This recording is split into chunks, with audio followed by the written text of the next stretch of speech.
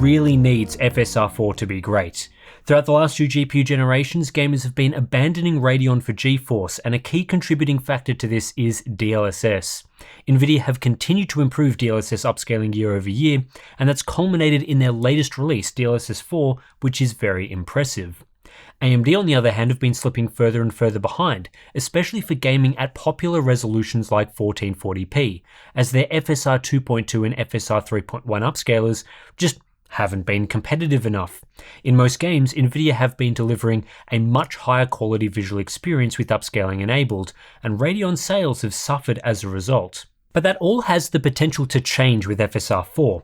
AMD are finally releasing an upscaler for gamers that's built around an AI model, promising significant improvements to visual quality. Previous versions of FSR have used more traditional algorithms, which has allowed for broad GPU support, but the quality has suffered in comparison to DLSS that's been built around AI since the start. With FSR4 using AI, AMD say it's a hybrid of a CNN and transformer model, it's much more likely to be competitive with DLSS. But exactly where does FSR4 fall? Can it match DLSS 3? Beat DLSS 3? Match DLSS 4? Well, that's what we'll be exploring in detail throughout this video. Today's sponsor spot is brought to you by Thermal Grizzly and their new Duranaut High Performance Thermal Paste. Duranaut offers extreme long-term stability combined with outstanding thermal conductivity, and this has been achieved through a specially engineered silicon oil combined with aluminium microparticles and zinc oxide nanoparticles of various shapes. Duranaut isn't electrically conductive and won't harden over time. For best performance, you'll want to apply a very thin layer, and to help with this, included is the TG Spatula Pro. The spatula's revised design allows for increased pressure during application, making it easy to spread a thin, even layer of Duranaut. So for more information, please check the link in the video description.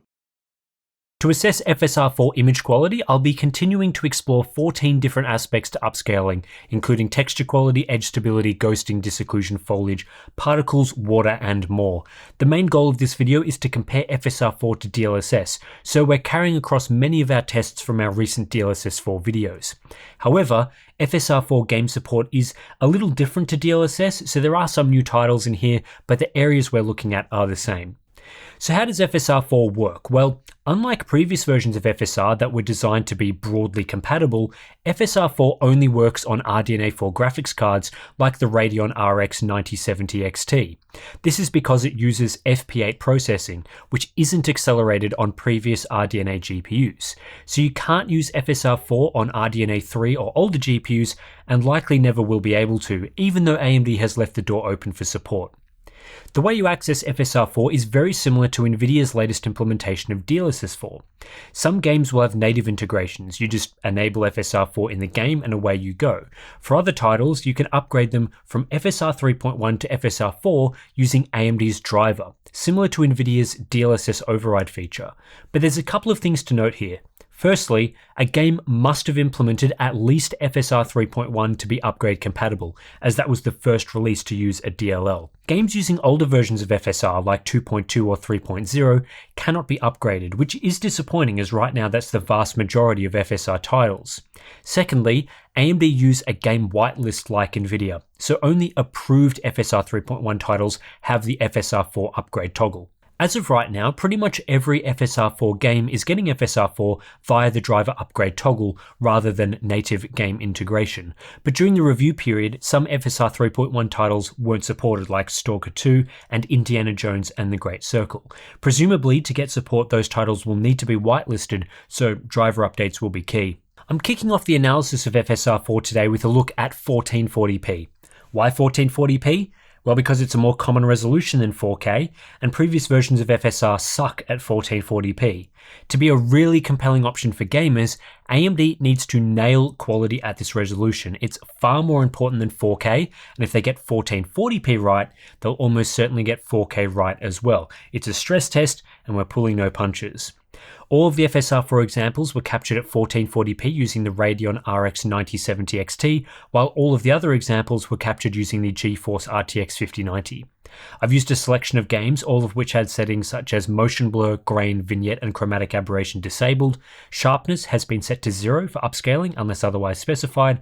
All DLSS 3 examples were upgraded to DLSS 3.8.10, with the exception of Hunt Showdown that remains on DLSS 3.7 as it can't be upgraded. All DLSS 4 examples are using the latest model via NVIDIA's driver override. So let's get into it. First up, I want to explore FSR 4 versus FSR 3.1 at 1440p. Now, for a while, I thought I would have to censor the FSR 3.1 image because YouTube doesn't allow offensive content on the platform, but I checked the guidelines and I think it's okay even if it has the potential to scorch your eyeballs. Just cover your eyes if it gets too ugly. FSR 4 is a significant improvement over FSR 3.1 in basically every single way. FSR 4 is much less blurry in motion and it's much more stable. In areas with fine detail, FSR 4 is a night and day difference in sizzling and grain, such as hair and grass. The difference is so massive and so obvious while gaming that you wouldn't think these two technologies are in the same family or even deserve the same name. We're almost talking about a DLSS 1 to DLSS 2 type of upgrade. And this improvement is obvious in every example using the quality mode.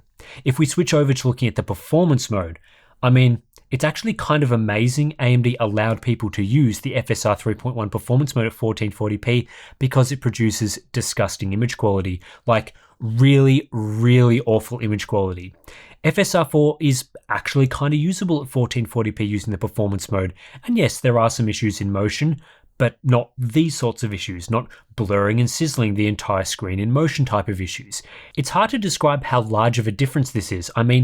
If the FSR 4 performance mode is true 1440p, the FSR 3.1 image in comparison is, like 360p at best? I was blown away with some of these comparisons because I really wasn't expecting FSR 4 to improve by this much using the performance mode at 1440p. They were so far behind DLSS using this type of configuration that I was bracing myself for an improvement, but still some level of disappointment. Gone are the days of FSR being completely useless at upscaling from a low render resolution. Now, the real test for FSR 4 is how it compares to DLSS 3 and DLSS 4. Improving massively against FSR 3.1 is nice, but that bar is relatively low.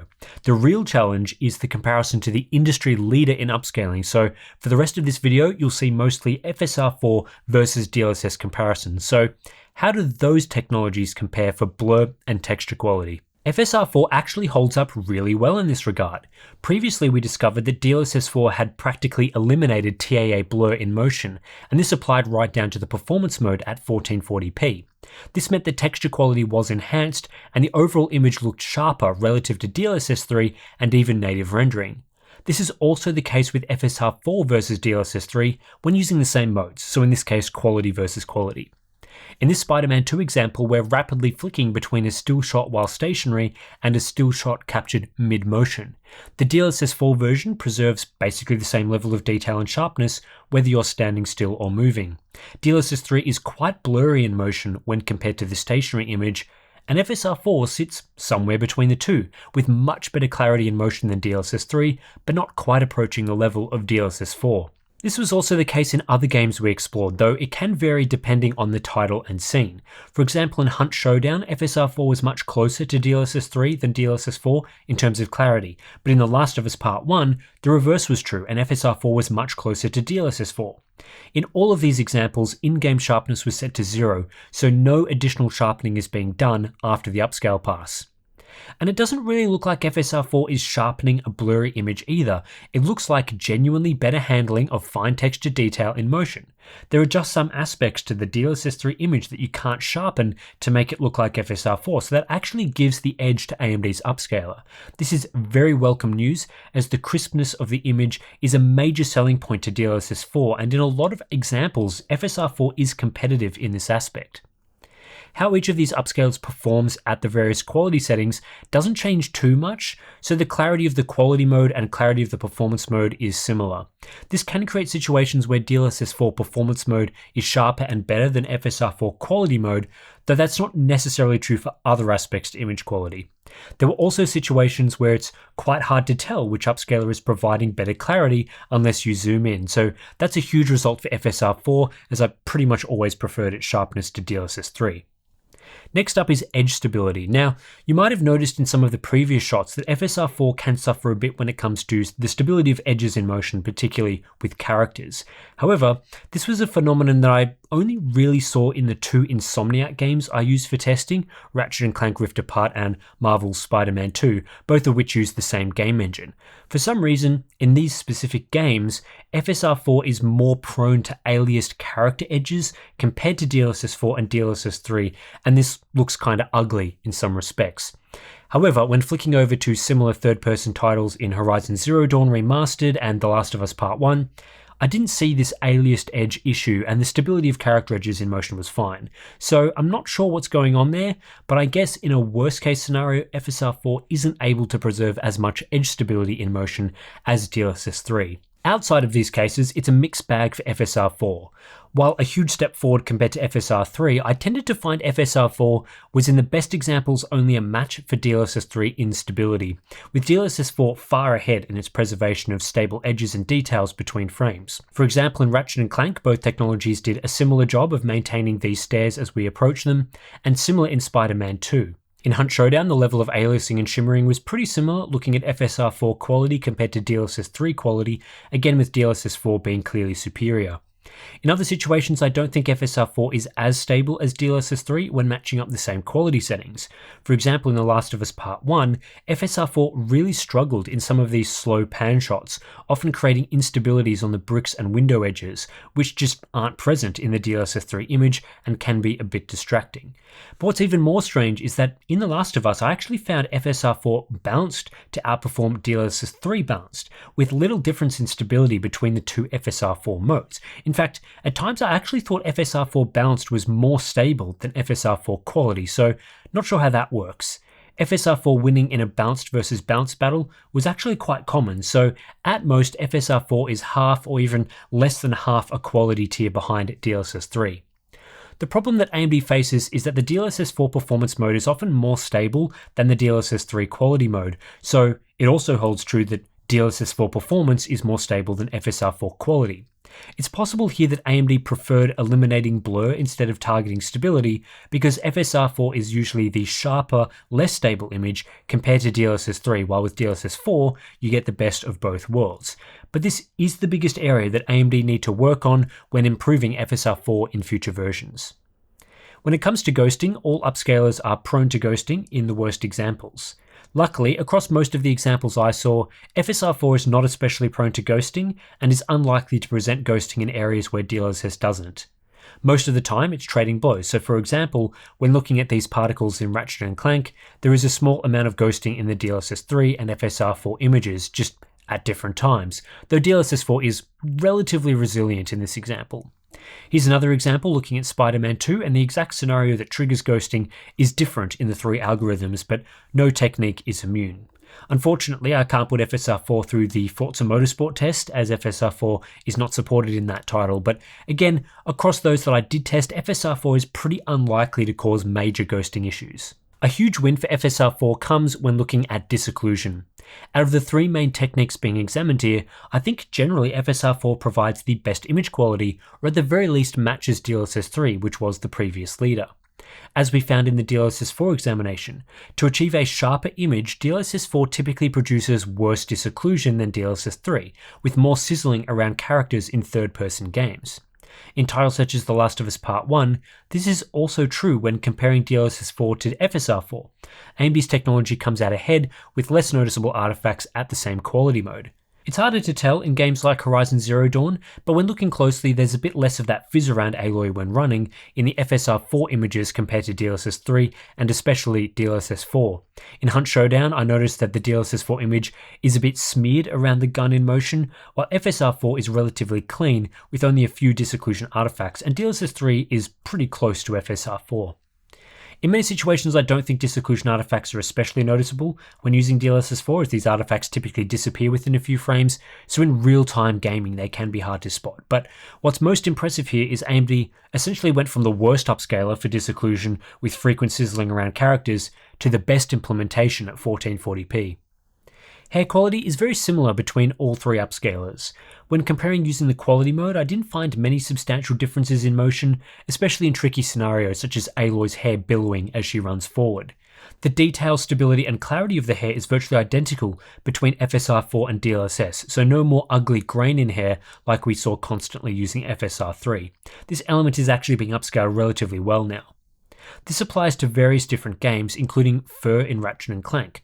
The only major difference here is the edge of the fur, which is aliased using FSR4, though I still think this is related to the other aliasing issues with Insomniac games that I was talking about previously. Again, this sort of artifact isn't seen in a title like The Last of Us, and speaking of The Last of Us, it was good to confirm decent beard stability, as well as actually slightly better hair rendering in this one example when comparing FSR4 to DLSS. It's also not a situation where DLSS can outperform FSR at lower quality settings. I lowered DLSS to balanced while maintaining the quality mode for FSR and found that FSR typically looks slightly better in that sort of matchup, so a strong result for AMD's upscaler in this area. For particle quality, there are mixed results to report. When looking at the confetti in Ratchet & Clank, there's a pretty significant difference in the way FSR4 renders it compared to DLSS 3 and 4. With FSR, the confetti is much sharper and clearer, but this exposes the aliased edges a bit, which you don't get as much of in the softer DLSS presentation. As a result, the confetti can flicker a bit in the unzoomed image, whereas the DLSS 4 image in particular is a lot smoother. However, you'll see noticeably less ghosting in this area of the FSR4 presentation than DLSS 3, so in some ways FSR4 is the superior upscaler to DLSS 3. With that said, overall, DLSS 4 looks like the best here, with FSR 4 quality only really being similar to, say, DLSS 4 performance. I saw a different experience in The Last of Us viewing the dense spore clouds in this area. I think FSR 4 looks really good here, especially compared to DLSS 3, which is strongly affected by ghosting. Compared to DLSS 4, FSR actually appears to be reconstructing more spore particles, though the DLSS image is superior in how it handles minor ghosting and shimmering. Still, based on these two examples, I believe FSR 4 particle quality should be better than DLSS 3 in most scenarios and potentially up near DLSS 4. I was very impressed with the quality of transparencies in FSR 4. This was a huge pain point with FSR 3 and 2.2, where transparencies were just garbled and looked horrible. With FSR 4, transparencies are much clearer, more stable in motion, have better detail, and simply don't look like complete crap. In fact, I would say FSR 4 is on the level of DLSS 3 and 4, with DLSS 4 perhaps having a slight edge. Not only are transparencies reasonable while standing still, they often weren't with FSR 3, but fire also benefits significantly from superior reconstruction. You are much less likely to see grainy, pixelated fire in FSR 4, resulting in quality similar to DLSS. In Ratchet & Clank, the rotating hologram is clearer and better resolves detail, though DLSS 4 is a bit less aliased for some of the fine lines. The transparent logo on top of the store character looks like any other element in the game now. This also helps with situations where characters or objects become transparent as you move around the game world. For example, in Spider-Man 2, here I've turned around the camera close to a wall, which makes Spidey transparent for a brief moment. This transparency looks very similar between DLSS and FSR 4. Again, slightly better edges on the DLSS 4 image, but FSR 4 is quite good. I'll show what FSR 3 looks like when making this move, just so you can see how much of an improvement I'm talking about, and this is the balanced mode. A huge win for games that feature a lot of transparent objects that require upscaling. When it comes to fine detail reconstruction, FSR 4 generally isn't as good as DLSS 3. While the two technologies can look similar when stationary, in motion DLSS 3 is typically the more stable presentation and does a better job of resolving detail for fine wires and lines on distant objects. This is especially noticeable in these scenes in The Last of Us, where at 1440p FSR 4 is again the least stable presentation out of the various options tested here, while DLSS 4 is much more stable in comparison. This tends to be most noticeable on very fine pixel or near pixel level wires, where FSR 4 can become aliased in motion relative to DLSS. While the DLSS 3 image is certainly blurrier, it does maintain stability better. However, I wouldn't say FSR 4 is far behind, and especially in examples like Hunt Showdown, both DLSS 3 and FSR 4 can have similar stability for these fine elements. DLSS 4 is clearly the best option though for fine detail stability, and this means a lower DLSS 4 mode is generally a match for FSR 4. In fact, there were times I felt the performance mode with DLSS 4 is superior to FSR 4 on the quality mode. This is a similar outcome to what we found earlier with general edge stability. FSR 4 just isn't on the same level when rendering at 1440p and is the main weakness to the technology. Tree quality is another area that's a mixed bag with FSR 4. The easiest way to describe how FSR 4 handles these elements relative to DLSS 3 is that it's sharper and more detailed, but less stable. This is a trade-off, so depending on what you like, you may prefer the FSR or the DLSS images. It also depends on a number of factors like the speed of motion, how many trees, and so on. In the previous example looking at The Last of Us, and this example looking at Horizon Zero Dawn, a single tree on a relatively clean background, it can be hard to notice that FSR 4 isn't quite as stable as DLSS 3, while the clarity advantages of FSR 4 are much more noticeable. In situations where trees overlap one another, this is where FSR 4 struggles a bit more compared to DLSS 3, and where the blurrier presentation of DLSS hides any potential instabilities. DLSS 4 gives you the best of both worlds, with similar or better clarity than FSR 4, often with enhanced leaf detail, and also better stability. With that said, it's not always the case that DLSS 3 outperforms FSR 4. In this Hunt Showdown example, yes, DLSS 3 is more stable for the fine tree branch details, but the foliage itself is more stable on the FSR 4 side. I also found that as you drop the quality modes across the board, FSR 4 actually gains a bit of ground relative to DLSS 3.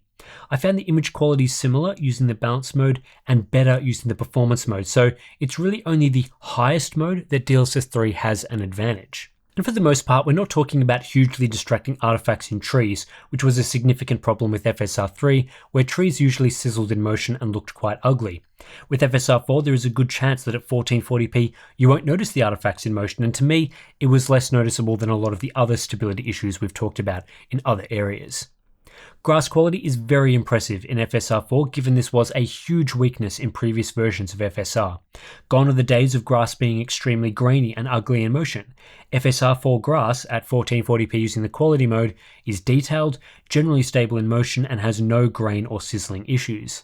In games like Horizon Zero Dawn, it looks fantastic, beating DLSS 3 for clarity and stability in motion, and almost approaching what we see in DLSS 4. Other titles were also quite favourable to FSR 4, such as The Last of Us. While trees can be a bit less stable in FSR 4 compared to DLSS 3, the reverse is true for grass quality, which is generally better in FSR 4. DLSS 4 holds the edge here in terms of overall stability, but FSR 4 is very usable. In fact, I saw the largest gap between FSR 4 and DLSS 3 in favour of FSR when viewing the very thin strands of grass in Hunt Showdown. This is where DLSS 3 quality mode can be a bit grainy, but it looks fantastic with FSR 4 in comparison. Where I found FSR 4 struggled was with the weird purple grass and shrubs in Ratchet & Clank, which are less stable in the FSR 4 image compared to DLSS 3. However, in most other examples, I found FSR 4 to deliver excellent grass quality, in many games matching either DLSS 4 quality or bounce modes. Fence quality is another mixed bag situations. For fences with thicker details but repeating patterns, FSR 4 generally delivers DLSS 3 level image quality or slightly above. FSR 4 is much less likely to show ugly pattern artifacts in these sorts of fences than FSR 3, but still isn't quite as stable or artifact free as you'll see from the DLSS 4 image. The fact we're seeing a similar or better experience than DLSS 3 is quite good. For mesh style fences with thinner details, this is where FSR 4 struggles more. In this Spider-Man 2 example, there's a bit more sizzling and aliasing in the fence in the FSR 4 image than the DLSS 3 image using the quality mode, and this is especially true when you have multiple meshes overlapping one another. While DLSS 3 can look a bit soft upscaling these details, there's less shimmering than the FSR 4 image, and of course DLSS 4 is a step above either of those techniques. Again, this can be a case-by-case basis, as this example in Hunt Showdown isn't too bad for FSR 4 relative to DLSS 4. What I found super weird again is that FSR 4 balanced in some fence situations can be more stable than FSR 4 quality mode at 1440p, such as in the Spider-Man 2 overlapping meshes example. I thought I was going crazy, so I triple checked this result, and every time I was happier with the visual stability of the balanced mode. So again, if you're finding instability to be an issue, it might be worth exploring the balanced mode instead of quality. Cloth quality in FSR4 is generally pretty good when we're talking about character clothing and flags flying in the wind. No substantial difference to DLSS, which is a strong result for third-person games, especially those where the character wears a cape. For moire effects, there's another weird situation here. With FSR4 quality versus DLSS3 quality, FSR is more likely to present moire artifacts, as you can see moving forward in this Ratchet & Clank example. But when we compare the balanced mode to DLSS3 quality, for some reason the balanced mode has less moire artifacts than quality at 1440p. Still not quite as good as DLSS3, but a noticeable improvement despite the lower render resolution. Seems like AMD need to do some tweaking with the quality mode because there really should be no situations where it looks worse than balanced, and yet I've already found several while creating this video. Water quality is very similar between the three technologies. Previously, FSR3 could have a lot of issues with aliasing on the surface of the water, especially faster moving streams with ripples. With FSR4, the surface quality is very similar to DLSS3, and in the worst cases is only slightly behind DLSS4. This should no longer be a significant pain point when using FSR upscaling. I was also very happy to see that rain quality has been fixed with FSR4. In our punishing snow test, and I'm reliably informed that snow is a magical form of rain. I wouldn't know, I live in Australia. FSR4 ends up looking very similar to DLSS. Previously with FSR3, this would just be a blurry, smeared mess that looks atrocious. But now FSR4 is very usable, even if we compare the performance mode across upscalers. If anything, I actually think FSR4 is a bit better than DLSS3. The snow particles are less blurry, and the disocclusion of the background is handled better with less grain. This puts FSR4 in a close comparison like this, pretty close to DLSS4 in overall quality. Next up is the performance analysis. How we're doing this is simple. We benchmark the Radeon RX 9070 XT using FSR3 and FSR4, and the GeForce RTX 5070 Ti using DLSS3 and DLSS4. These cards are the closest match in overall performance, so we can then compare the performance uplift that FSR brings relative to native rendering and what DLSS brings relative to native rendering.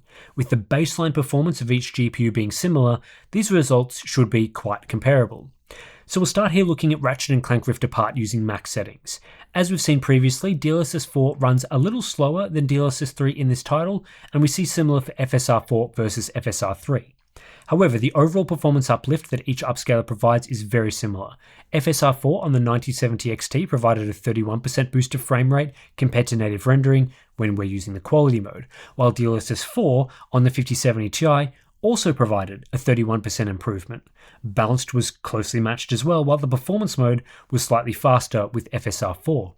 In The Last of Us Part 1, I recorded a 22% performance improvement using FSR4 quality compared to native TAA at 1440p on the 9070 XT. On the 5070 Ti, I saw a 24% improvement, which is pretty similar. At each quality level, DLSS4 provided slightly more of a performance uplift, but not by much. Horizon Zero Dawn Remastered already runs pretty well on these GPUs at 1440p, so upscaling has less of an impact. DLSS4 provided just a 16% uplift using the quality mode and a 24% uplift using performance. For FSR4, we're looking at a 14% uplift using quality and 29% uplift using performance. Spider-Man 2 was similar.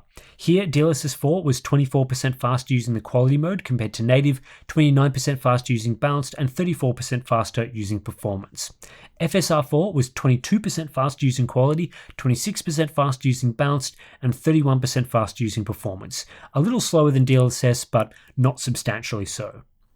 Looking at a geomean of this 4-game sample, it seems that FSR4 and DLSS4 provide a similar performance boost at 1440p on similar class hardware. There's only a couple of percentage points separating the technology, so in general, we're seeing a little over a 20% boost from the quality mode and around a 30% boost using balanced. Of course, upscaling does deliver a higher performance boost when your base frame rate is lower, but in the case of these games, native rendering was typically around 100 FPS or more, so upscaling has less of an impact. When assessing all areas to FSR4 upscaling at 1440p, I think the technology comes out looking pretty great.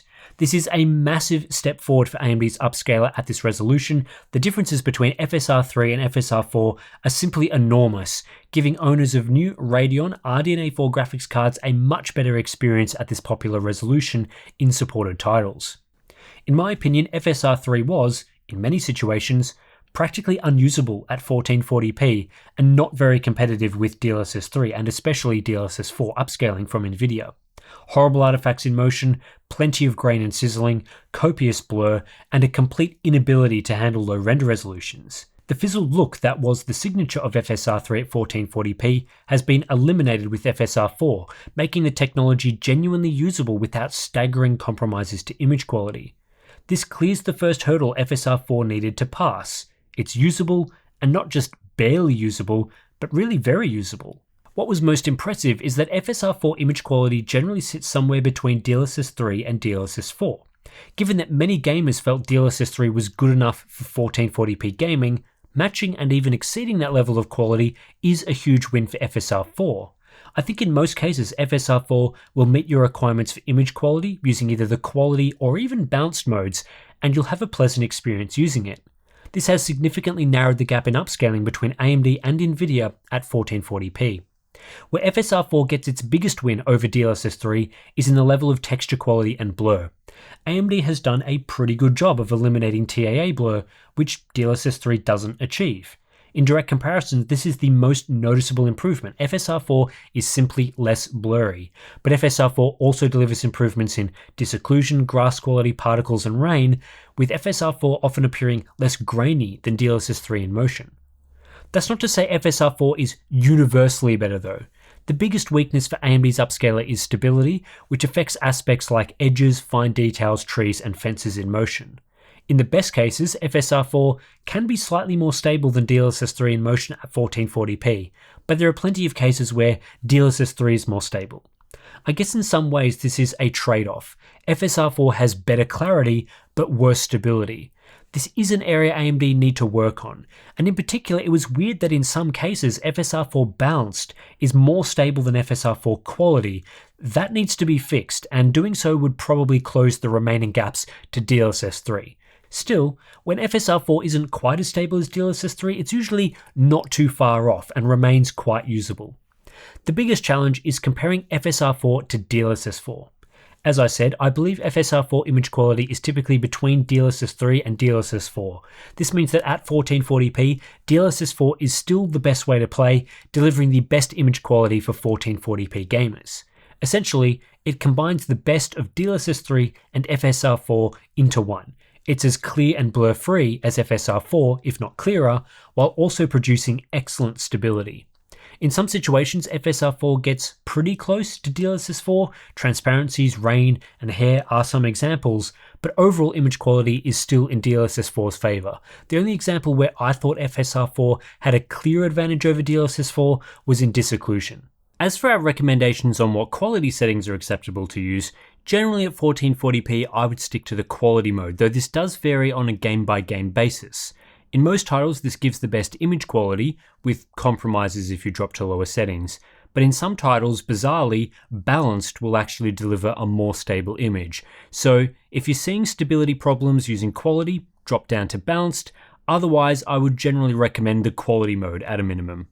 This puts AMD in an interesting position. DLSS 4 is better and delivers the best image quality for 1440p gamers. But is it worth buying an Nvidia GPU to access DLSS 4 instead of FSR 4? If we were making this comparison between DLSS 4 and FSR 3, or even DLSS 3 and FSR 3, I would say it's absolutely worth buying the GeForce GPU instead of Radeon, and even paying a decent premium for it.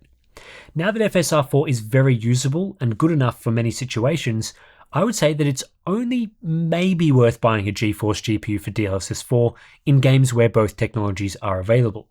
If we compared two hypothetical GPUs that delivered the same overall performance at the same price, one is a GeForce with DLSS 4 and one a Radeon with FSR 4, I think you'd still get the GeForce card. DLSS 4 is better, but once the Radeon card is cheaper, it becomes much more difficult. Is it worth spending 10% more to get DLSS? 15% more? 20% more? I feel like 20% is a bit of a stretch now, whereas previously that sort of margin was worth it. Where I'm at right now is that, in my opinion, I'd be happy playing games with FSR 4 at 1440p, and I'd also be happy paying a small premium to access DLSS 4. Anything more than that, and you'd have trouble convincing me to spend more on GeForce, unless the GeForce GPU had many other compelling features. But We're not assessing other features here, just upscaling, so these thoughts only apply to the upscaling battle. The big problem for AMD, the spanner in the works, is game support.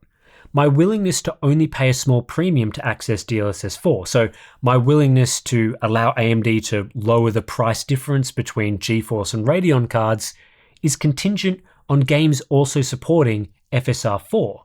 If that's not the case, if we're instead talking about DLSS 4 versus FSR 3 or FSR 2.2, then that value comparison goes out the window and AMD still needs to maintain this large price difference to GeForce because I'd be much more willing to pay up for DLSS. In that situation, I'd be inclined to spend 20% more on the GeForce card or even greater if need be.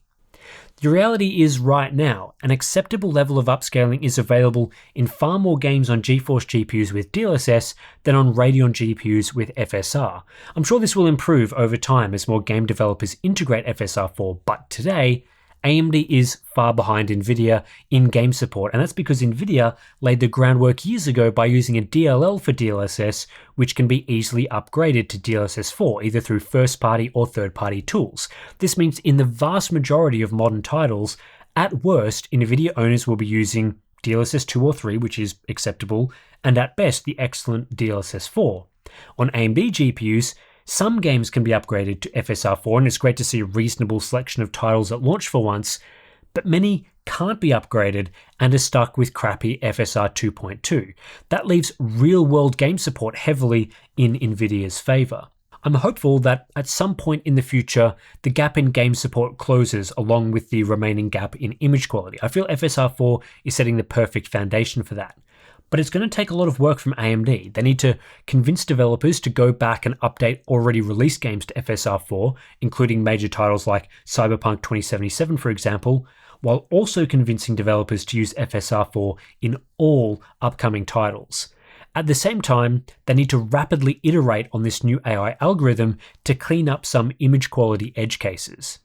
Until that happens, AMD is in a bit of an early adopter phase with FSR 4.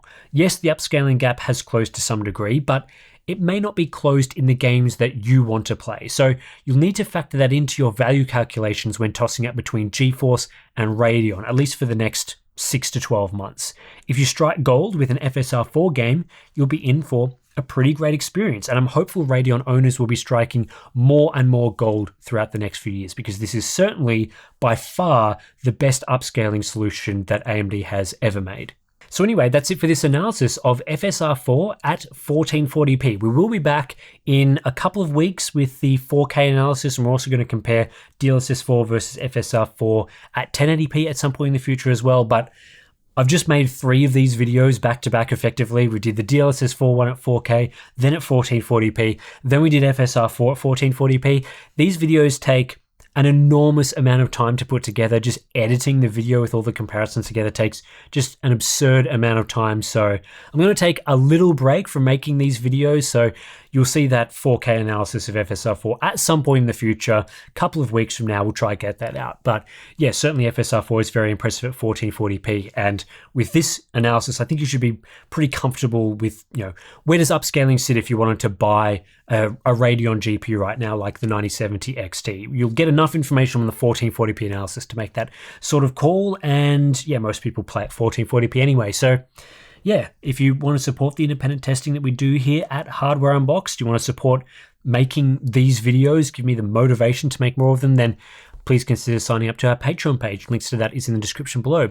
You'll gain access to some pretty cool benefits in return. Discord community, great place to chat about tech. We've got our monthly live streams, BTS content, plenty of good stuff. So thanks for watching, and I'll catch you in the next one.